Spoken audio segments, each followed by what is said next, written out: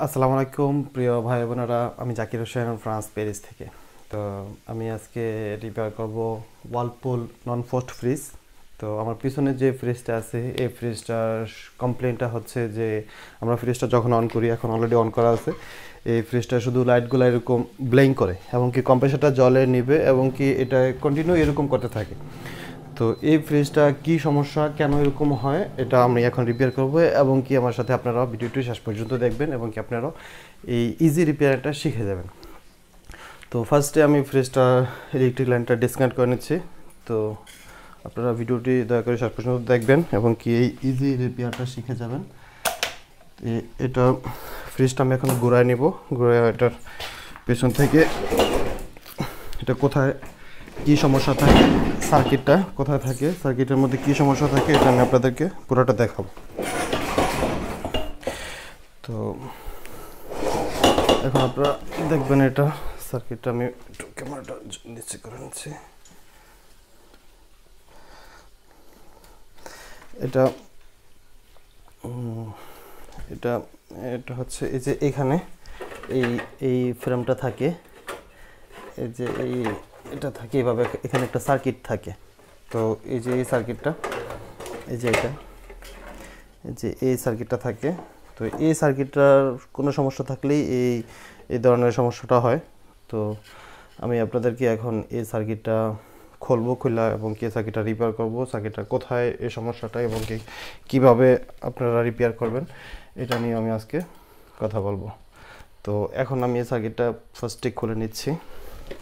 তো এই সার্কিটটা খোলার মধ্যে একদম ইজি, এখানে দুইটা নাট থাকে, দুইটা নাট আমি এখন পুরোটা দেখাতে পারতেছি না।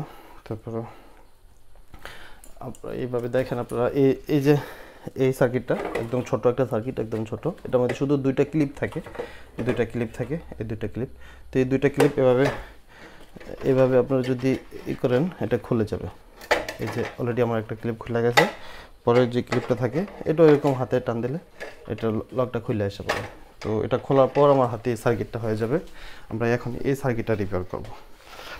তো সার্কিটটা রিপেয়ার করতে সময় আমাদেরকে এটার যেই পার্টস, এই পার্টসটা কোথায় থাকে এবং আপনারা কীভাবে এটা রিপেয়ার করবেন, এটা আমি আপনাদেরকে আজকে দেখাবো। তো দেখেন আমার সামনে যেই সার্কিটটা, আমার আমার আমার টেবিলের উপরে যে সার্কিটটা আমি রাখছি, এখন এই সার্কিটটা আমি এটা রিপেয়ার করব। তো এটা রিপেয়ার করতে গেলে আমার প্রথমে ফার্স্ট স্ক্রুড্রাইভার, ফ্ল্যাট ছোটো স্ক্রুড্রাইভার লাগবে, কারণ এটার মধ্যে যে এগুলো থাকে এগুলো বের করতে হবে। তো এখন আমি এটা ভিতর থেকে সার্কিটটা বের করব। তো সার্কিটটার মধ্যে এরকম যে কভারটা, এটা আগে খুলে নিতে হবে। এটা এরকম লক সিস্টেম, এটা চাপ দিলে খুলে এই সার্কিটটা বের হয়ে আসবে এটা। তো এই সার্কিটের মধ্যে যদি আমাদের কোনো সমস্যা থাকে তখনই এই লাইট থেকে এই ধরনের ব্লিঙ্ক করা সম্ভব এবং কি সবসময় এই ব্লিঙ্কটা করে। তো আমরা এখন দেখব এই সার্কিটের কোথায় কি সমস্যাটা আর আমরা কিভাবে এটা ফাইন্ড আউট করব। তো আমার হাতে যে সার্কিটটার মধ্যে যে এখানে একটা ক্যাপাসিটার আছে, এই ক্যাপাসিটার এখানে দেখেন কালো হয়ে গেছে, একদম এটা মোটা হয়ে গেছে। তো এই ক্যাপাসিটার কারণে এই সমস্যাগুলো বেশি হয়। আর এই ক্যাপাসিটার একদম ইজিলি আপনারা সবাই যে কোনো জায়গায় এটা পায়, যেগুলো আমাদের দেশে টেবিল ফ্যানের মধ্যে অথবা সিলিং ফ্যানের মধ্যে এরকম ধরনের ক্যাপাসিটার থাকে, একটু বড় ছোটো অথবা বিভিন্ন সাইজের থাকে অথবা এই ধরনের থাকে, এগুলো কিন্তু সব ক্যাপাসিটার। তো এই ধরনের ক্যাপাসিটার কিন্তু হয়তো ক্যাপাসিটার মধ্যে বড় ছোটো থাকে। তো আমার হাতে যে ক্যাপাসিটারটা, এটার ক্যাপাসিটি হচ্ছে 220 ভোল্ট 2 মাইক্রোফ্যারাড। তো আমাদের এই ফ্যান ক্যাপাসিটারগুলো এই টেবিল ফ্যানের মধ্যে সিলিং ফ্যানের মধ্যে থাকে, নর্মালি 3 4 2 থাকে। তো এই ক্যাপাসিটারগুলো সেম ক্যাপাসিটার, একদম ইজি একটা সমস্যা। তো আমরা এখন এই ক্যাপাসিটারটা চেঞ্জ করব, চেঞ্জ করার পর আমরা এটা সার্কিটটা আমরা ওইখানে লাগাইয়া দেখব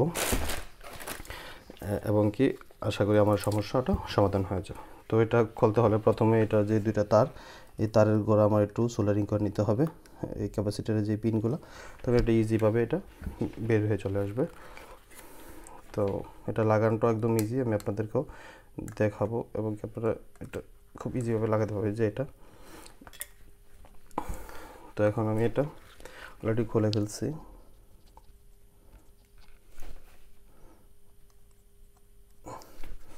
তো এখন আমি এই জায়গার মধ্যে অন্য একটা এই ধরনের ক্যাপাসিটার বসাবো।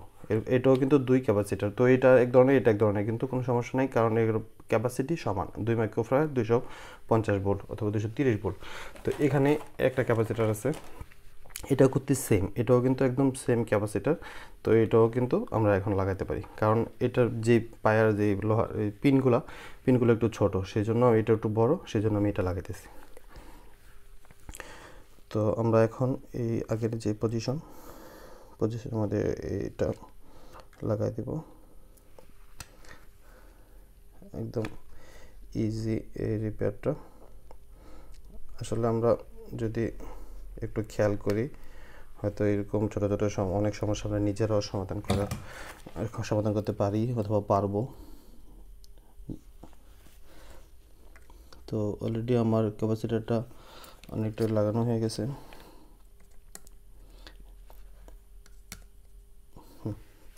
তো আমার এই ফ্রিজে যে সমস্যাটা ছিল, আশা করি এই সমস্যাটা অনেকটাই সমাধান হয়ে গেছে। আমি এখন এই সার্কিটটা আবার সেম পজিশনে আগের মতো লাগাই দেব। তো এটা লাগাইতে হলে এখানে একটা গার্ড আছে, গার্ডের ভিতর দিয়ে টেপে বসাতে হবে। আমি সেম পজিশন বসে দিয়েছি, এবং কি এটার যেই এইটা প্লাস্টিকের কাভারটা এটা উপরে, এটাও আমি সেমভাবে এটা চাপ দিয়ে লাগাই দেবো। তো এখন আমি এটা কীভাবে সার্কিটটা লাগাবো সেটা আপনাদেরকে দেখাচ্ছি। আপনারা হয়তো খোলার সময় দেখছেন, আমি হয়তো ফোনটা ভালো করে দেখাতে পাচ্ছি না, তারপরে আপনারা যতটুকু সম্ভব চেষ্টা করতেছি যেন আপনারা দেখেন। তো আমি এটাকে একদম ছোট করে দিচ্ছি ক্যামেরাটা।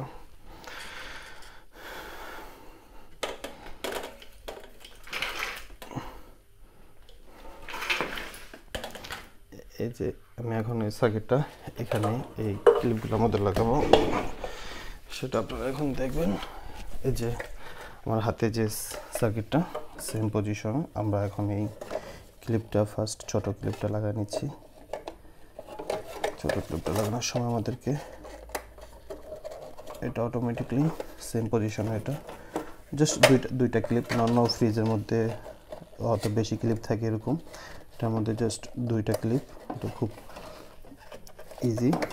এবং কি সার্কিটটাও একটা জাস্ট ক্যাপাসিটার চেঞ্জ করলে হয়ে যায়। তারপরে আমি এটাকে এখানে বসাইয়া এই উপরে যেই লোহার যেই শীটটা ছিল এটা আমি লাগাই দেব। তো আমি এখন আপনাদেরকে দেখাবো ফ্রিজটা অন করে। তো আপনারা অবশ্যই আমার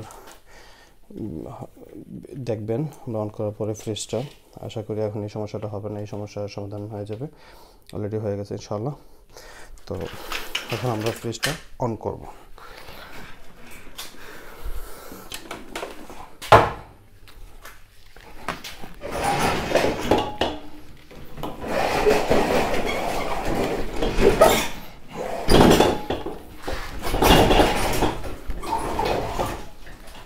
তো ফ্রিজটার লাইনটা আমি এটা দিকে করে নিতেছি একটু।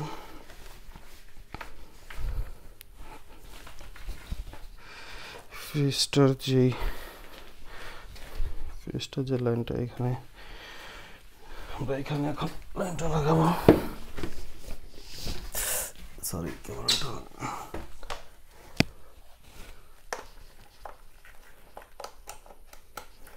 বিসমিল্লাহ। তো অলরেডি আমরা ফ্রিজটা লাগাই দিছি। তো লাগানোর পর আমার ফ্রিজটা থেকে যেই আওয়াজ আসছে, এবং কি আমার ফ্রিজ এখন ইনশাআল্লাহ ঠিক হয়ে গেছে। আপনারা দেখতে পাচ্ছেন ফ্রিজের লাইটে কোনো ব্লিঙ্ক করে না, এবং কি ফ্রিজ কম্প্রেসর চালু হয়ে গেছে, শব্দ হইতেছে। তো একটা ছোট সমস্যার কারণে কিন্তু অনেকেই ফ্রিজ যখন হঠাৎ করে খারাপ হয় বাসার মধ্যে, অনেকে আমরা এক্সাইটেড হয়ে যাই যে আমার ফ্রিজ কী হলো, হঠাৎ আমাদের ফ্রিজ কী হলো।